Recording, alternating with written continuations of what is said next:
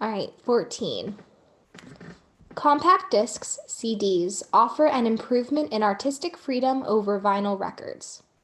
As the record needle moves in towards a vinyl record center, it must fight centrifugal, that's the force necessary to keep something spinning, force.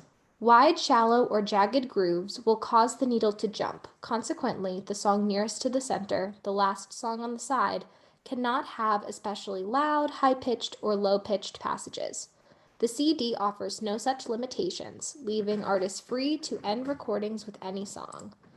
All right, so we're going to identify the main conclusion, and the main conclusion in this is going to be our very first sentence. Pardon my jagged line.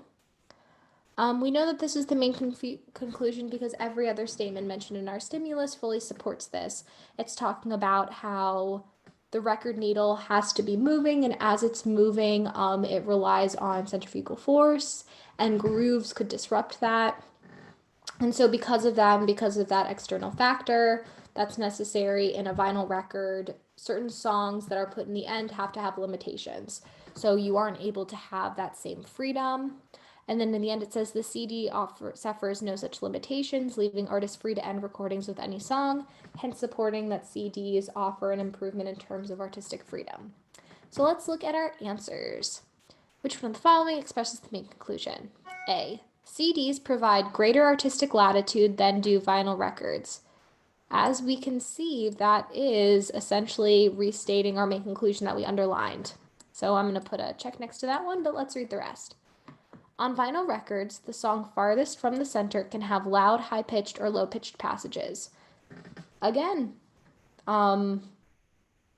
we know that that can't be the case because in our premise it says, in our stimulus it says the exact opposite. Out. C. As the record needle moves in towards the vinyl record center, the centrifugal force on the needle becomes stronger. That doesn't even make sense. Remember, when it's coming in towards the center, the centrifugal force is fighting against it, so there's constant tension. So that can't be our main conclusion. D. CDs represent a considerable technological advance over vinyl records. Okay, that may be true, but are we talking about how it's a technological advancement, or are we talking about how it's an improvement in the artistic aspect? So that's definitely a tricky answer choice, but that is not our answer, unfortunately. E. CDs can have louder passages as well as both higher and low-pitched passages than can vinyl records. Again, that's true, that's supported, but is that the main conclusion, or is that something that would then be supporting our main conclusion?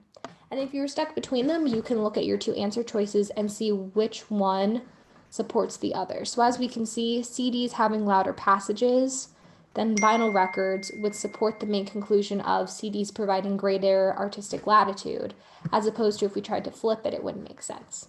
So our answer is A. All right, let's clear this.